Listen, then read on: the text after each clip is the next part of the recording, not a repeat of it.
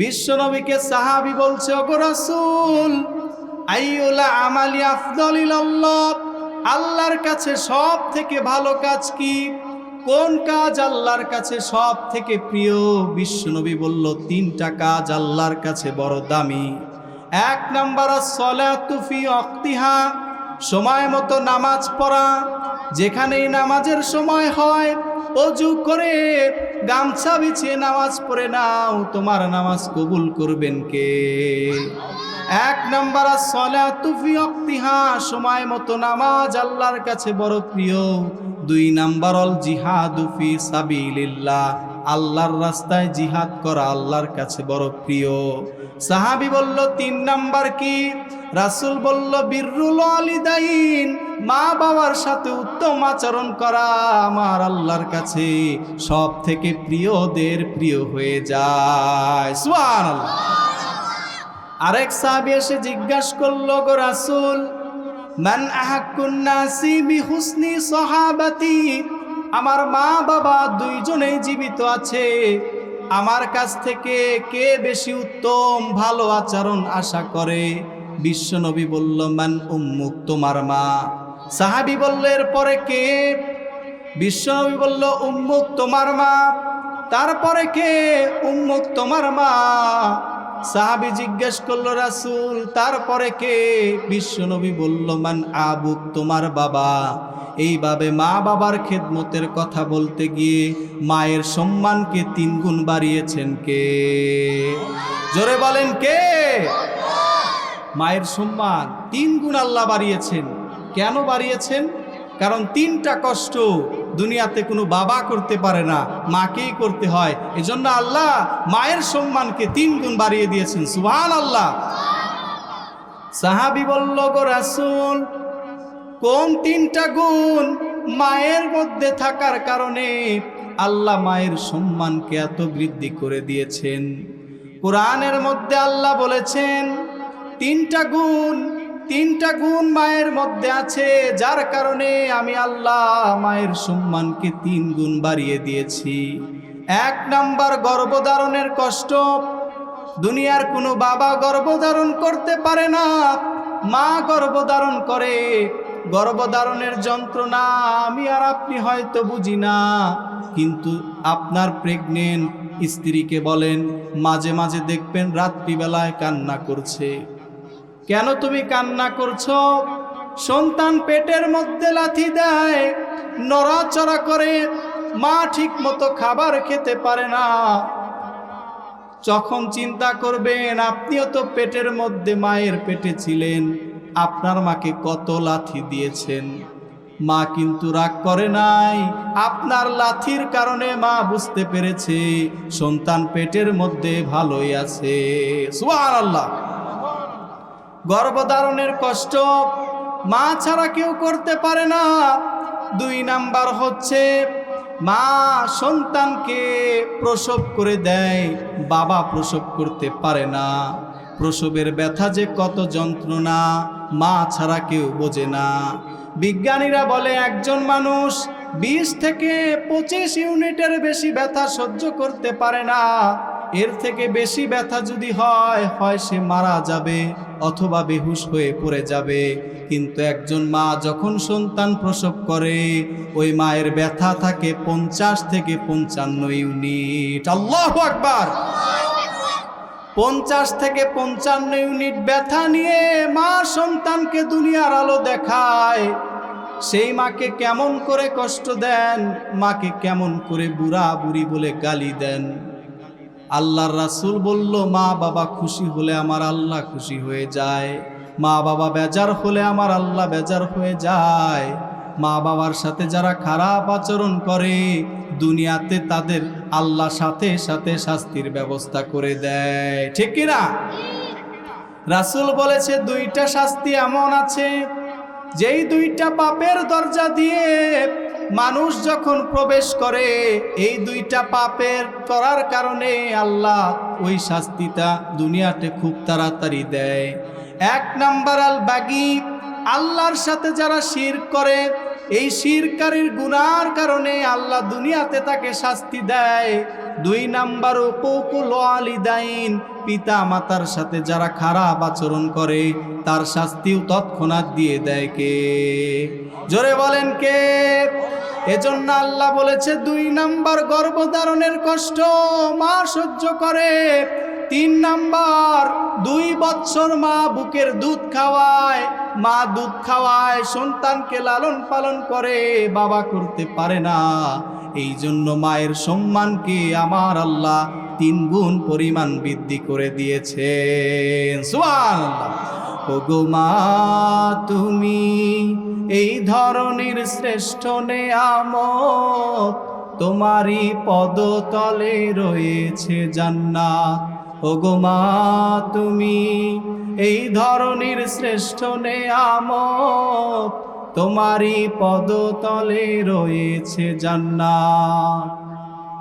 এই পৃথিবী থাকতো গো ফুল পাখিহীন, এই পৃথিবী থাকতো গো মায়া মোহহীন, যদি না পেত মায়ের, যদি না পেত মায়ের মায়ারি হাত।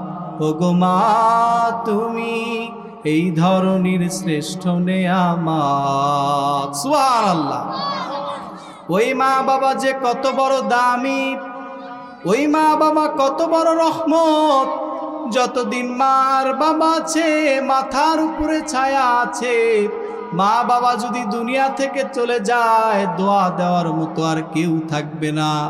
আল্লাহর রাসূল বলে, যখন কেউ দোয়া করে আল্লাহর কাছে দোয়াগুলা একটা ধাপে ধাপে পৌঁছে যায়, কিন্তু মা যখন দোয়া করে কোনো ধাপ মানে না, সরাসরি আমার আল্লাহর আরশ পর্যন্ত পৌঁছে যায়। তুমি রহমান,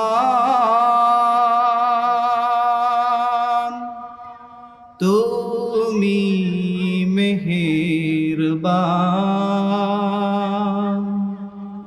তুমি রহমান, তুমি মেহেরবান।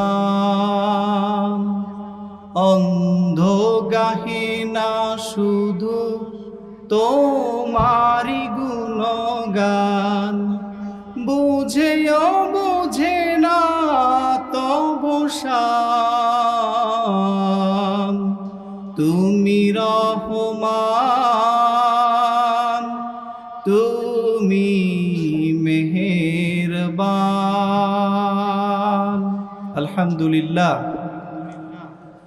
বাংলাদেশের ঐতিহ্যবাহী জেলা টাঙ্গাইলের বৃহত্তর আলোকদিয়া কেন্দ্রীয় কবরস্থান মসজিদ মাদ্রাসার উন্নয়ন কল্পে আজকের বিশাল তাফসিরুল কুরআন মাহফিলের সম্মানিত সভাপতি মুহতারাম মুকসিদুর রহমান মাস্টার, হাইয়াহুমুল্লাহ ওয়া আতালাল্লাহু উমরা ওয়া বারাকাল্লাহু ফি হায়াতি। সকলে পড়ি আমিন।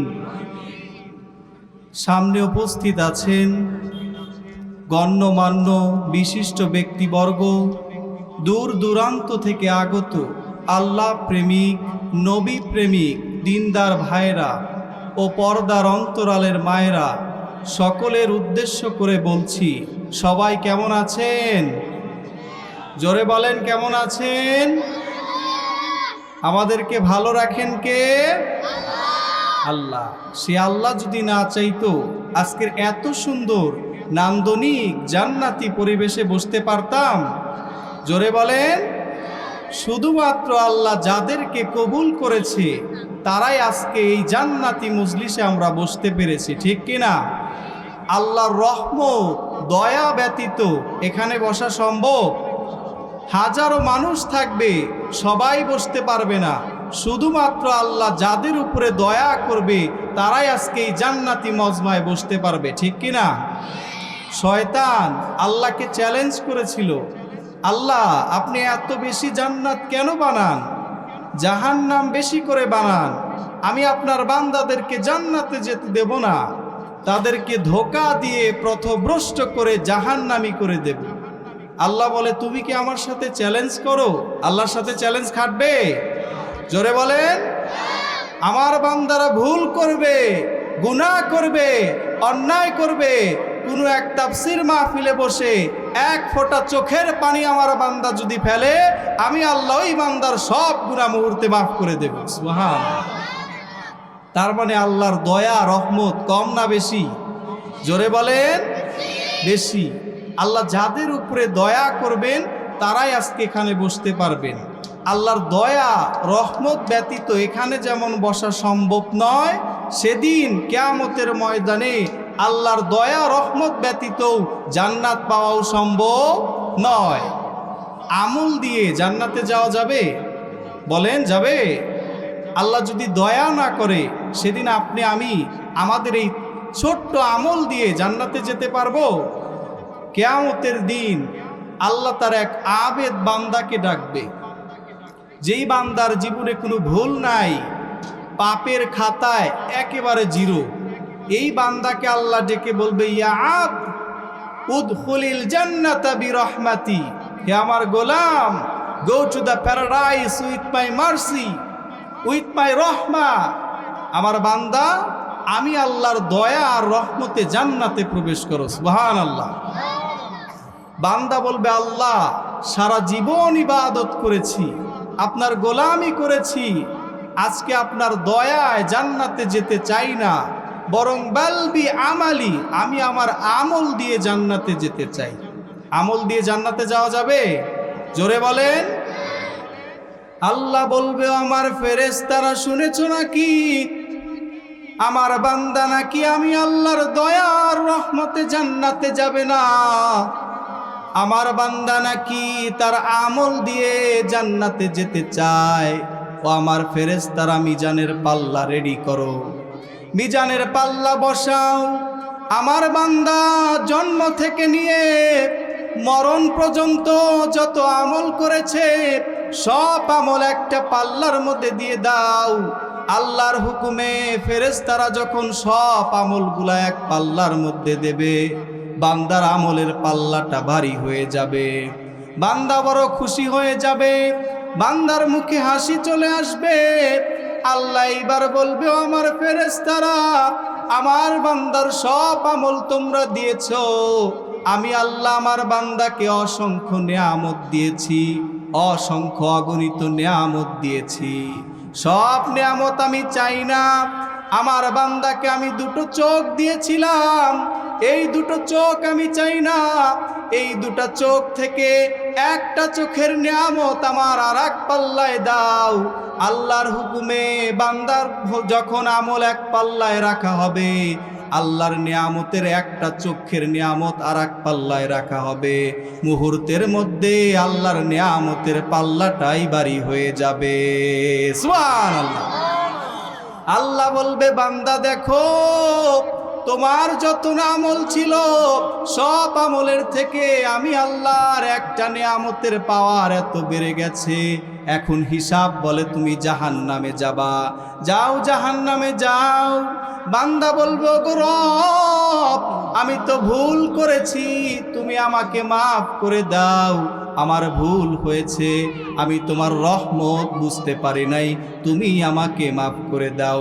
আল্লাহ সে সময় তার বান্দার ভুল দেখে, অনুশোচনা দেখে, তার দয়ার রহমতে ওই বান্দাকে সাথে সাথে জান্নাত দিয়ে দেবে। সুবহানাল্লাহ।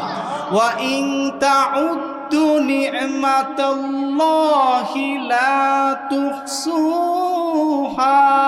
আল্লাহু আকবার। সাগরের জলকে কালি করে, গাছের পাতাকে খাতা করে, তোমার মহিমা লেখা শেষ হবে না, যদিও বা লিখি প্রভু জীবন গড়ে। সুবহানাল্লাহ। এই পৃথিবীতে যত সাগর আছে সব সাগরের পানিগুলাকে যদি কালি করা হয়, আর আল্লাহর এই জমিনে যত গাছ আছে সব গাছের পাতাগুলাকে যদি খাতা বানানো হয়, সাগরের কালি দিয়ে, গাছের পাতার খাতা দিয়ে আমার আল্লাহর রহমত যদি লেখা শুরু করে দেওয়া হয়, গাছের পাতা ফুরিয়ে যাবে, সাগরের পানি ফুরিয়ে যাবে, আমার আল্লাহর দয়া আর রহমত অগণিত, তবুও সেখানে রয়ে যাবে। সুবহানাল্লাহ। আল্লাহর দয়া তখনও সেখানে কি রয়েই যাবে, শেষ করা যাবে? জোরে বলেন, শেষ করা যাবে না। বান্দা বলবে, ওগো রব, তোমার দয়া, তোমার রহমত এত বিশাল, তাহলে তোমার নিয়ামত এত বিশাল, তোমার রহমত তাহলে কত বিশাল, আমরা তোমার রহমত দেখতে চাই। আল্লাহ বলবে, আমি আল্লাহর রহমত গণনা করেও তোমরা শেষ করতে পারবা না। আমি আল্লাহর রহমত 100 ভাগ, এই 100 ভাগের 1 ভাগ দুনিয়াতে আমি তোমার মায়ের মধ্যে দিয়েছি। তুমি তোমার মায়ের মধ্যে তাকাও, আমি আল্লাহর রহমতের 100 ভাগের 1 ভাগ পেয়ে তোমার মা তোমার জন্য যদি এত পাগল পারা হয়, তাহলে চিন্তা করো তোমার মালিক, 100 ভাগের রহমতের মালিক, সেই আল্লাহ তোমার জন্য কত পাগল পারা। সুবহানাল্লাহ। আল্লাহর রহমত 100 ভাগ, সেই 1 ভাগের ছিটা ফোঁটা দুনিয়াতে মায়ের মধ্যে দিয়েছে। সেই মা যদি এত রহমত হয়, না জানি আমার আল্লাহ কত বেশি রহমত, ঠিক কিনা? এজন্য দুনিয়াতে মায়ের দিকে তাকান, এই মা কত বড় নেয়ামত আমরা বুঝি না। লাউ কুতিয়া জিলদুক, গায়ের চামড়া কেটে যদি জুতা বানিয়ে দেওয়া হয়, মা ওয়াফাইতা হাক্কা উম্মিকা, 1 ডোক দুধ যে আপনি খেয়েছিলেন, সেই 1 ডোক দুধের ঋণ আপনি শোধ করতে পারবেন না। সুবহানাল্লাহ পড়বেন না? মায়ের দিকে তাকা, অথচ সেই মা বাবাকে আমরা সময় দেই না, সেই মা বাবাকে আমরা দেখি না, তাদের কখন কি প্রয়োজন সেই প্রয়োজন বোধটা আমরা মনে করি না। জীবনটাকে এত ব্যস্তময়, এত সংগ্রামময় করে নিয়েছি, যেই মা বাবার কারণে দুনিয়াতে আলো বাতাস দেখলাম, সেই মা বাবাকে আজকে আমরা ভুলে গিয়েছি, ঠিক কিনা? অথচ আল্লাহ কি বললেন, বান্দা আমি আল্লাহর ইবাদত করার পর তোমার সব থেকে প্রথম যেই কাজ, সেই কাজটাই হচ্ছে তোমার মা বাবার খেদমত করা। সুবহানাল্লাহ। আল্লাহ তাআলা রব্বুল আলামিন কুরআনুল কারীমের 17 নম্বর সূরা, সূরাতুল বনী ইসরাঈলের 23 নম্বর আয়াতে বলছেন, ওয়াকাদা রাব্বুকা আল্লা তা'বুদু ইল্লা ইয়্যাহু ওয়া বিল ওয়ালিদাইনি ইহসানা। আল্লাহ বলছে, ও আমার হাবিব, আপনার রবের পক্ষ থেকে ফয়সালা হয়েছে, আপনার রব আদেশ দিয়েছে, আল্লাহ তা'বুদু ইল্লা ইয়্যা, শুধুমাত্র কেবলমাত্র একমাত্র আল্লাহর জন্য হবে ইবাদত, অন্য কারো ইবাদত করা যাবে না। সুবহানাল্লাহ। ইবাদত হবে একজনের, তিনি কে? এজন্য আল্লাহ বললাম, আর 2টা ফয়সালা, স্পেশাল ফয়সালা, যে ফয়সালাগুলোর নড়চড় হবে না। 1 নম্বর ফয়সালা, আল্লাহ তা'বুদু ইল্লা ইয়্যা, শুধুমাত্র কেবলমাত্র একমাত্র আমি আল্লাহর জন্য হবে ইবাদত, জিকির হবে আমি আল্লাহর। সিজদা দিবা একজনকে, গলার আওয়াজ উঁচু করে বলেন তো তিনি কে? আর একটা আওয়াজ করে, তিনি কে? সে আল্লাহ বলছে, ওমা খালাকুতুল জিন্না ওয়াল ইনসা ইল্লা লিয়াবুদুন, আমি জিন জাতি আর মানব জাতি, এই 2 জাতিকে সৃষ্টি করেছি শুধুমাত্র কেবলমাত্র আমি আল্লাহর ইবাদত করার জন্য। সুবহানাল্লাহ।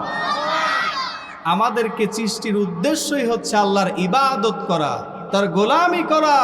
আমরা তার গোলাম, গোলামের ঘরের গোলাম, আমাদের 14 গোষ্ঠী তার গোলাম, ঠিক কিনা? এজন্য আল্লাহর ইবাদত করতে হবে। কতদিন পর্যন্ত আল্লাহর ইবাদত হবে? আল্লাহ বলেন, আ'বুদু রাব্বাকা হাত্তা ইয়াতিয়াকাল ইয়াকিন, মরণের আগ পর্যন্ত তুমি তোমার রবের ইবাদত করো, কখন মরণ হবে দুনিয়ার কেউ আমরা জানি না। এই জন্য অনবরত আল্লাহর ইবাদত করে যেতে হবে। যখনই মরণ হয় না কেন, আজরাইল যদি আসে, এসেই দেখে আমরা আল্লাহর ইবাদতে রত আছি।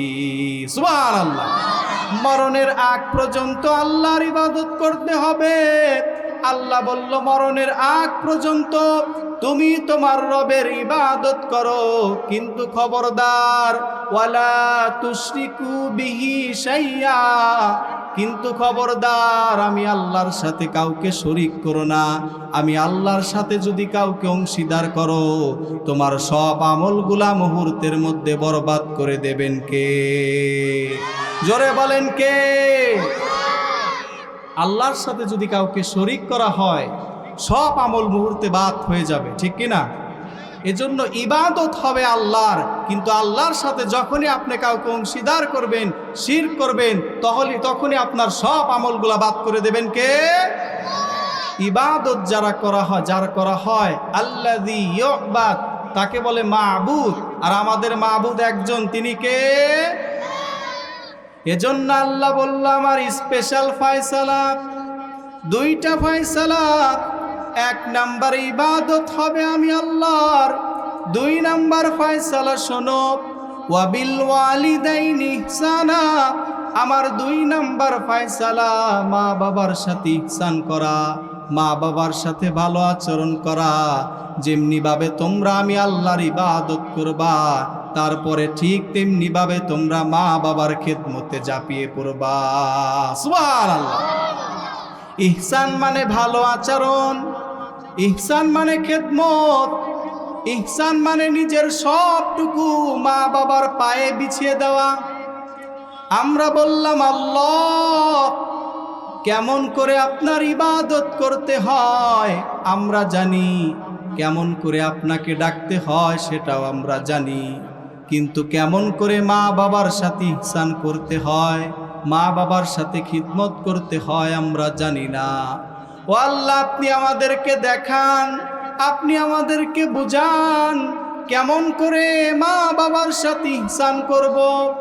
আল্লাহ নিজেই ইহসানের ব্যাখ্যা দিতে শুরু করলেন।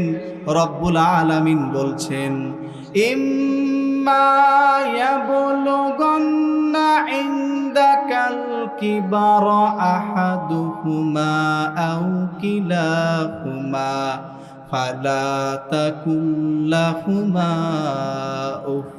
ইহসানের প্রথম ব্যাখ্যা শোনো, ওই মা বাবা দুইজন কিংবা একজন যখন বয়সে উপনীত হয়ে যাবে, মা বাবার বয়স যখন 70-80 হয়ে যাবে, ওই মা বাবার কোনো কাজের কারণে উফ শব্দটাও করা যাবে না।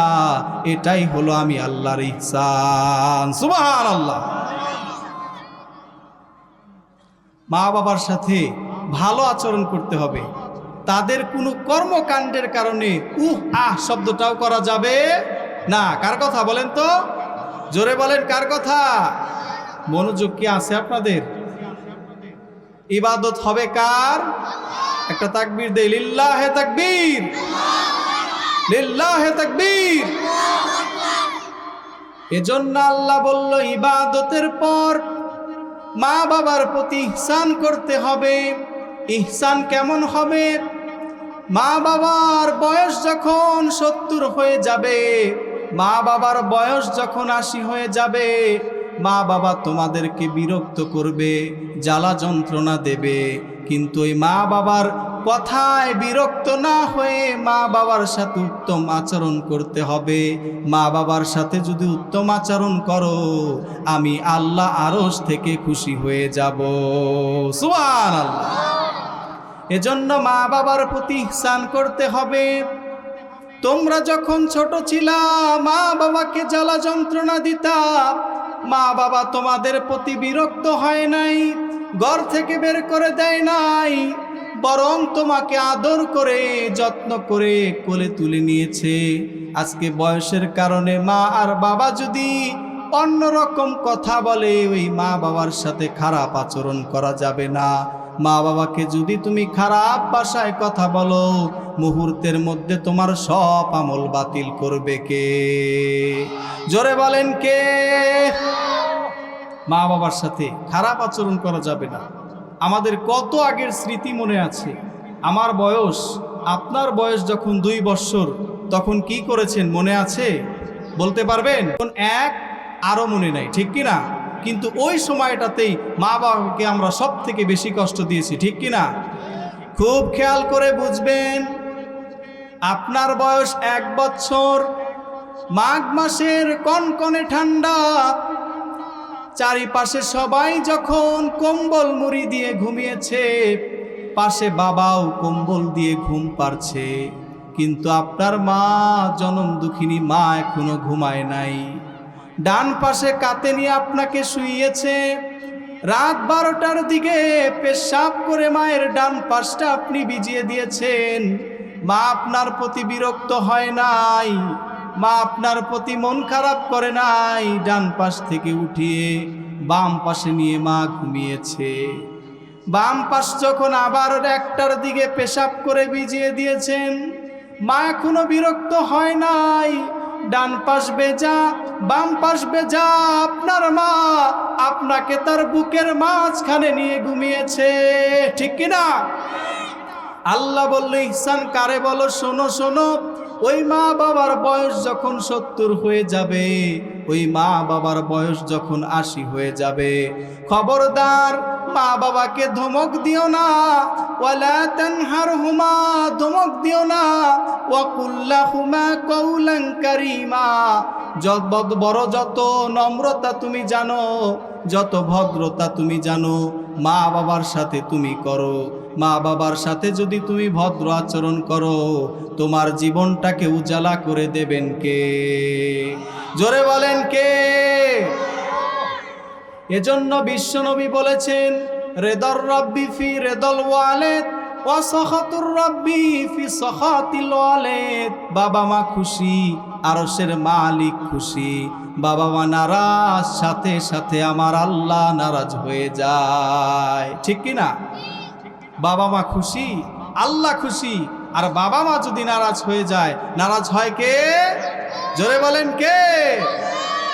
বিশ্বনবীকে সাহাবী বলছে, ওগো রাসূল, আইয়ুল আমালি আফদালিল্লাহ, আল্লাহর কাছে সব থেকে ভালো কাজ কি?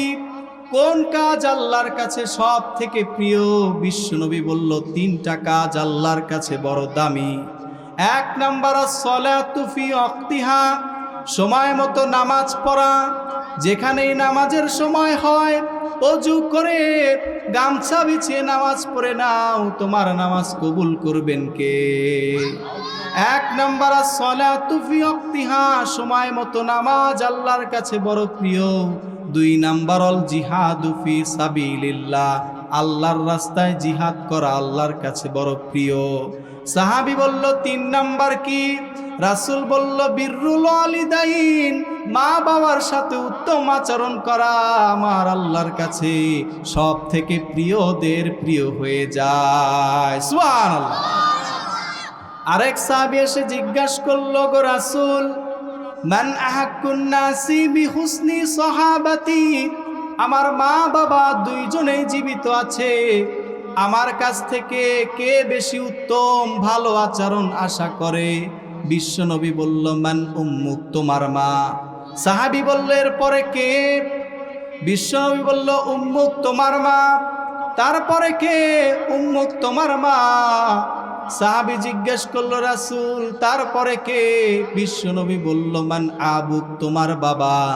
এইভাবে মা বাবার খেদমতের কথা বলতে গিয়ে মায়ের সম্মানকে 3 গুণ বাড়িয়েছেন কে? জোরে বলেন কে? মায়ের সম্মান 3 গুণ আল্লাহ বাড়িয়েছেন। কেন বাড়িয়েছেন? কারণ 3টা কষ্ট দুনিয়াতে কোনো বাবা করতে পারে না, মাকেই করতে হয়। এজন্য আল্লাহ মায়ের সম্মানকে 3 গুণ বাড়িয়ে দিয়েছেন। সুবহানাল্লাহ। সাহাবী বলল, গো রাসূল, কোন 3টা গুণ মায়ের মধ্যে থাকার কারণে আল্লাহ মায়ের সম্মানকে এত বৃদ্ধি করে দিয়েছেন? কোরআনের মধ্যে আল্লাহ বলেছেন, 3টা গুণ মায়ের মধ্যে আছে, যার কারণে আমি আল্লাহ মায়ের সম্মানকে 3 গুণ বাড়িয়ে দিয়েছি। 1 নাম্বার গর্ভধারণের কষ্ট, দুনিয়ার কোনো বাবা গর্ভধারণ করতে পারে না, মা গর্ভধারণ করে। গর্ভধারণের যন্ত্রণা আমি আর আপনি হয়তো বুঝি না, কিন্তু আপনার প্রেগনেন্ট স্ত্রীকে বলেন, মাঝে মাঝে দেখবেন রাত্রিবেলায় কান্না করছে। কেন তুমি কান্না করছো? সন্তান পেটের মধ্যে লাথি দেয়, নড়াচড়া করে, মা ঠিক মতো খাবার খেতে পারে না। যখন চিন্তা করবেন আপনিও তো পেটের মধ্যে মায়ের পেটে ছিলেন, আপনার মাকে কত লাথি দিয়েছেন। মা কিন্তু রাগ করে নাই, আপনার লাথির কারণে মা বুঝতে পেরেছে সন্তান পেটের মধ্যে ভালোই আছে। সুবহানাল্লাহ।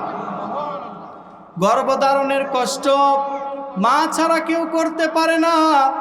2 নাম্বার হচ্ছে মা সন্তানকে প্রসব করে দেয়, বাবা প্রসব করতে পারে না। প্রসবের ব্যথা যে কত যন্ত্রণা মা ছাড়া কেউ বোঝে না। বিজ্ঞানীরা বলে একজন মানুষ 20 থেকে 25 ইউনিটের বেশি ব্যথা সহ্য করতে পারে না। এর থেকে বেশি ব্যথা যদি হয় সে মারা যাবে অথবা বেহুশ হয়ে পড়ে যাবে। কিন্তু একজন মা যখন সন্তান প্রসব করে, ওই মায়ের ব্যথা থাকে 50 থেকে 55 ইউনিট। আল্লাহু আকবার। 50 থেকে 55 ইউনিট ব্যথা নিয়ে মা সন্তানকে দুনিয়ার আলো দেখায়। সেই মাকে কেমন করে কষ্ট দেন, মাকে কেমন করে বুড়া বুড়ি বলে গালি দেন। আল্লাহর রাসূল বলল, মা বাবা খুশি হলে আমার আল্লাহ খুশি হয়ে যায়, মা বাবা বেজার হলে আমার আল্লাহ বেজার হয়ে যায়। মা বাবার সাথে যারা খারাপ আচরণ করে, দুনিয়াতে তাদের আল্লাহ সাথে সাথে শাস্তির ব্যবস্থা করে দেয়। ঠিক কিনা? রাসূল বলেছে 2টা শাস্তি এমন আছে, যেই 2টা পাপের দরজা দিয়ে মানুষ যখন প্রবেশ করে, এই 2টা পাপের করার কারণে আল্লাহ ওই শাস্তিটা দুনিয়াতে খুব তাড়াতাড়ি দেয়। 1 নাম্বার আল বাগী, আল্লাহর সাথে যারা শিরক করে, এই শিরকারীর গুনার কারণে আল্লাহ দুনিয়াতে তাকে শাস্তি দেয়। 2 নাম্বার উকুকুল ওয়ালিদাইন, পিতা মাতার সাথে যারা খারাপ আচরণ করে তার শাস্তিও তৎক্ষণাৎ দিয়ে দেয়। কে? জোরে বলেন কে? এজন্য আল্লাহ বলেছে 2 নাম্বার গর্ভধারণের কষ্ট মা সহ্য করে। 3 নাম্বার 2 বছর মা বুকের দুধ খাওয়ায়, মা দুধ খাওয়ায়, সন্তানকে লালন পালন করে, বাবা করতে পারে না। এই জন্য মায়ের সম্মানকে আমার আল্লাহ 3 গুণ পরিমাণ বৃদ্ধি করে দিয়েছেন। সুবহানাল্লাহ। ওগো মা তুমি এই ধরনের শ্রেষ্ঠ নেয়ামত, তোমারই পদতলে রয়েছে জান্নাত। ওগো মা তুমি এই ধরনের শ্রেষ্ঠ নেয়ামত, তোমারই পদতলে রয়েছে জান্নাত।